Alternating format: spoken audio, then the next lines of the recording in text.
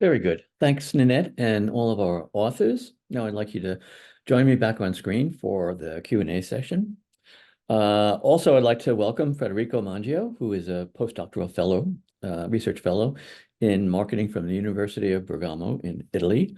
Federico's research interests include marketing and consumer culture, brand communication, consumer engagement on social media. Welcome, authors, and thank you very much. Lots of new stuff, lots of very exciting stuff. And there's quite a linkage, I guess, between sonic branding and ASMR. It's funny, I'm going to start there because I confess not knowing a lot about ASMR. In my staff meeting yesterday morning, I asked, "Is this a thing?" And one of the persons on my staff has a 7 and a 9-year-old daughter, and said, "Oh, absolutely, all day long." So my first question for, I guess, Victoria, Giandomenico, and Federico is this a generational thing? I mean, do all Gen Alphas and maybe Gen Zers, are they into this much more so than say baby boomers? That's a great question. I'd like to say that it's a generational thing, but obviously myself, Gian Domenico, and Federico are all pretty much from the same generation, and both me and Gian Domenico watch ASMR videos, but ironically, Federico had no idea what it was when we came to him with the research idea. So I'd like to say it was generational, but it really does just seem to span so many different generations of interest. I think probably the younger generations will be more aware of it because they've grown up with YouTube, but I definitely think it spans all. Probably, maybe my co-authors have a different Right. opinion on that. So you think it's a YouTube phenomenon, or at least YouTube is a platform in which this really took off? Yeah, Yeah. absolutely. Yeah. Yeah, I found myself longing for a beer after the commercial.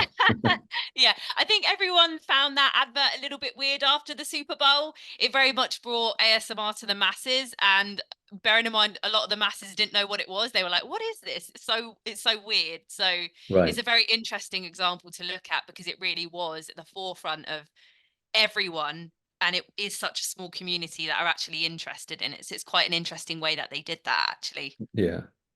It was almost like I was looking at a textbook on ASMR. I mean, there was tapping, there was dragging a ball. I mean, there were so many assets that were demonstrated. I'm going to ask, I guess, Seb and Daniel, sonic branding. Obviously, the ASMR is it a form of sonic branding? Is one a subset of the other? I mean, my impression watching that video was that, yeah, it very much feels like a branch of sonic branding. Absolutely. I mean, I thought that was very convincing, that video, and the sounds were definitely having an effect on how I perceived that scene. It certainly grabbed my attention. I think it's still different in that there are no musicians or composers involved, right? So the Right. purpose of the sounds and how they're created, that differs quite drastically from how sonic branding, audio branding, and music and advertising is usually used, where you call in the Right. expert. But ASMR, this is a whole new class of experts and people who kind of are professionals in this art, and they don't need to have a background in music at all, I think. Right. Speaking about the difference between music and I don't know what the term of art is. I think we have a council that calls them signatures. So the tapping is a signature. I'm thinking MasterCard has had and Raja has had a huge impact on this because he's all in their in MasterCard's commitment to sonic branding. Their sonic brand is like these 3 little clicks called acceptance. I guess, which is to emulate the concept of a chip card as you're paying for things. But so do you feel that there's a significant difference in terms of how you would approach it for music versus the actual signatures or assets, such as tapping or clicks? Is it a different theory? Raja has done a number of podcasts in which he, I think, brilliantly argued that if you're going to introduce a sonic brand, to get with musicologists, to get with neurologists who understand the psychology of sound perception and all. And your focus in your report, I think, was mostly about music, but is it a different process for assets outside of music? I think the two are related, obviously, but you use different types of assets for different functions and purposes. Right. So with non-musical sounds, you often use them as mnemonics to remind someone of a function or of a brand, or signal, give a signal or channel their attention towards something. For example, my Netflix is starting up. Oh, this is here now. Or Right. my computer is booting or something like that. And that is often kind of processed in a very conscious way, in a pleasant way. So it's a pleasant reminder of what's coming now in many cases. But with music, it's slightly different in that music is longer, and its most powerful effect it has on our emotional state. So that takes a while. So it can't be within a split of a second that we change our mood states in response to music. But that obviously takes maybe 10 seconds, 20 seconds, or even up to a minute. So the longer music has time to work on our perceptions and consciousness, the higher the effects usually. Interesting. We did have a question from Sasha in the audience about the use of neuro in terms of studying sonic brands. Is there much literature that you've seen where neuro, I guess, would get to much more rapid response? And I guess probably to some extent intrinsic, wouldn't it? Yes, there have been some studies using neuroscience to get at sonic branding. The problem is that music is often very individual, and the responses can differ massively depending on your background, your musical tastes, and what have you. So you need large samples of participants to get a robust effect and know what the effect of a particular piece of music is. And that's a problem for neuroscientific research, where samples are usually fairly small because it's expensive and takes a long time. So that was one of the ideas developing this test, that it can be administered over the internet, and you can get quick, large samples in a quick and cost-effective way. Right. I've managed neuroscience departments, and 29 was the magic number. I don't think I ever saw a sample larger than 29 in a neuroscience project. I'd love to segue to purpose, and an easy segue for that is whether or not in purpose advertising we see use of any of these assets. Is there any use of sonic branding across a lot of the creative that Eric, you and Tyler have been studying? Haven't seen that yet, but I think there are applications for it. It depends, though, on the nature of your purpose activity and your audience. So I think the commonality that I'm hearing between the sonic branding and the tingles is that eliciting emotion as a motivator and emotion as persuasion, whether it's feeling overtly or that internal trigger of a tingle. I think you have to be careful about that, though, because if your purpose is to create awareness and feeling about an issue so that people take it more seriously, perhaps in a more lower involvement audience, that emotional response is what you would push for.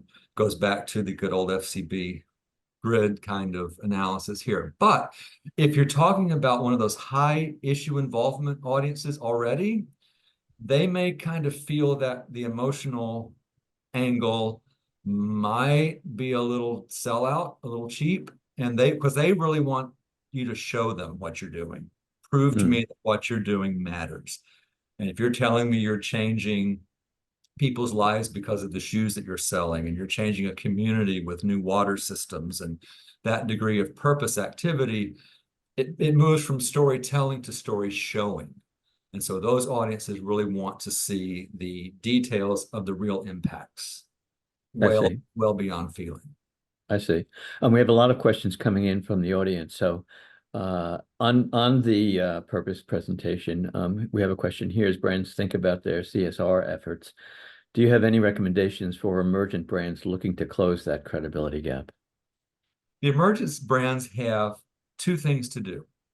One, if it's a brand that is formulated to have social impact, that is in its mission and purpose, it needs to communicate that and differentiate itself from just a product advertiser who also is saying, oh, and we believe this. If you look at the purpose consultancies, they say they don't want to work with the brand that perhaps is doing traditional CSR. They want brands that has C-suite buy-in to making a true social impact and difference. Think about it as making profit to do good, not making profit and doing good. So I think there are different dimensions of that.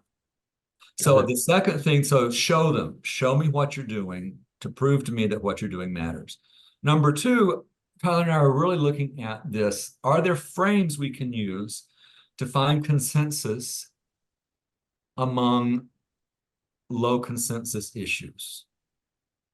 Are there new ways? And I think we were somewhat successful with this with the paper Tyler led in Journal of Advertising, which was looking at employing ex-felons and attitudes around that, and found that through smart framing and finding a consensus around a common human value that everyone deserves a second chance, even I do, even you do. If you can change the whole issue into that framing, that low consensus issue can become a higher consensus issue. Got it. I'm going to go back to Victoria, GD, and Federico. I don't know that I've ever experienced ASMR, which is probably why I didn't know what it was. But you said some people can and some people can't. Do you have any understanding of neurologically or biologically why that is the case? The research that looks at actually testing this is still very new. So we obviously saw the first paper published in Neuroscience in only 2017. And although they found why it does happen, there's a real physiological response, they're still struggling to pinpoint exactly what causes it. There has been some suggestions that it is linked to neurodivergence, and potentially how the brain is connected is where that is kind of coming from. But certainly I think you would know if you had ASMR. And if you say, I'm not sure I've had it, then you definitely don't get an ASMR typical response of the tingles, or the brain orgasm, as it's often referred to in the literature. Yeah, we also have which I don't go have. ahead. Go ahead. Sorry, no, which I don't have, for example. But the interesting thing with this project is that, I mean, the three of us come from different approaches to ASMR contents, but still, I mean, what is clear in the ASMR realm is that it's a community that, contrary to the other communities that generally spread hate or some kind of toxic elements, this one seems to be the one, a very clean one, very cohesive, a community where each member supports each other. There's huge support to influencers as well. And so I guess that, coming back to what Daniel was saying in his presentation, when you successfully associate something to ASMR contents, which is positive, probably this implicit association are likely to remain. And that's why I think there is huge potential in this area. Yeah. So back to Daniel and Seb, I absolutely get your point that there's going to be difference between implicit and explicit. And I recently completed research with Meta, where we used both techniques. We used IAT and we used explicit measures. And you had mentioned in your paper that you found very different results as a consequence of using explicit measures. Could you give us some examples of that, of how it differed from the implicit measures? So I think generally we found we have data or had data with explicit tests using the same audio assets. And when we correlated our implicit results with our explicit test results and factored that by attribute, generally we found that there's a high correspondence between explicit and implicit ratings for the same audio assets if the attributes are to do with effect or high on effect. But for attributes which are more or less to do with effect and perhaps require more cognitive kind of elaboration, then there is a lower correspondence. So in some cases there's symmetry, but in some cases they're not. Yeah, there's a fairly sort of systematic pattern that's predictable that can be utilized. So I think an explanation could be that certain characteristics of music are easily understood cognitively, even by normal consumers. Oh, this music is exciting now. This is trying to express something peaceful or something aggressive. And we get that explicitly, but we also feel it implicitly. For many other characteristics of music, it's much more subtle. And unless you're a musician, you don't have the insight and the vocabulary to express explicitly what this music is doing to you. I see. Interesting. It's almost like Warfian then, right? Like your vocabulary makes you sensitive to differences that otherwise you might not be sensitive to. Well, our time is up, so I want to thank all of our speakers for some really interesting work that you've presented here today. In the meantime, we hope you attend our upcoming virtual town hall on the next generation of AI. That'll be on February 28th. And at our annual Audience Time Science Conference, which you go and register at the ARF.org for registration. As mentioned, please take a quick 2-question survey to help us improve these projects. Thank you again all, and enjoy the rest of your day.